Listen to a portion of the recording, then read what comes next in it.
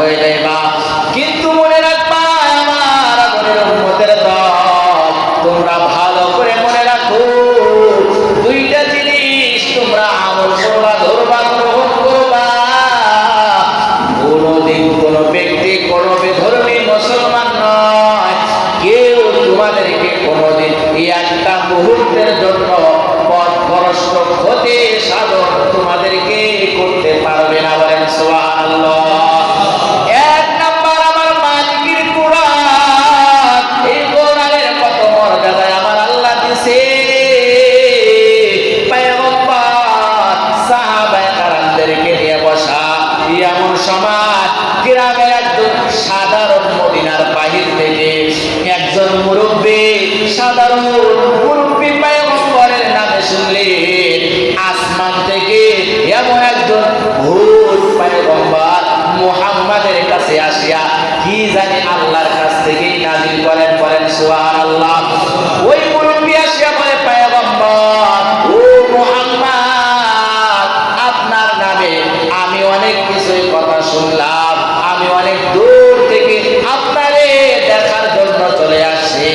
আল্লাহ তাআলা পয়গম্বর যে বললেন দুইটা জিনিস ধরবা, এক নাম্বার কোরআন, এই কোরআনের কত মর্যাদা, কোরআনের কত সম্মান আমার আল্লাহ দুনিয়া থেকেই জানায়া দিলেন। ওই গ্রাম্য মুরব্বী আসিয়া বলে, পয়গম্বর আমি তো যতটুকুই জানলাম আসমান থেকে আল্লাহর পক্ষ থেকে নাযিল, কে জানি আপনার কাছে আসে আপনার কানে কানে কে জানি সুসংবাদ দেয়া যায়।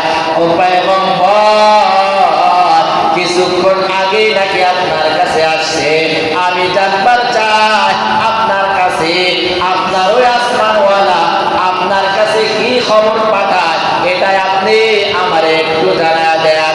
পয়গম্বর ডাক দিয়া বলে, একটু মনোযোগ দিয়া তুমি শুনো, তোমাকে আমি জানাইতে চাই। অল্প সময়ের ভিতরে আল্লাহ জিবরাইলকে আমার দরবারে পাঠাইয়া দিলেন, দিয়া একটা সুসংবাদ দিয়েছি, তার মধ্য থেকে 3টা খবর তোমাদের সবার জন্য আমার আল্লাহ সুসংবাদ দিলেন। বলে পয়গম্বর একটু বলে কি সুসংবাদ দিছে, সুসংবাদটা আমি জানতে চাই। বলে এক নাম্বার সুসংবাদ, আমার আল্লাহ যে কোরআন নাযিল করেছে শেষ উম্মতের জন্য আমার আল্লাহ এত দামি একটা মর্যাদা সম্পূর্ণ কিতাব দিয়েছে। এই কিতাবের নাম হলো কোরআন। বলে আমি তো জানি না, এই কোরআন পড়তেও পারি না। বলে তুমি যদি পড়তে না পারো আমার আল্লাহ তোমার জন্য সুসংবাদ দিয়েছে। বলে পয়গম্বর বলে সুসংবাদটা হলো এই কোরআনের ভিতরে সব থেকে মর্যাদা ছোট একটা সূরা আছে, সূরাতুল ইখলাস, কুল হুয়াল্লাহু আহাদ।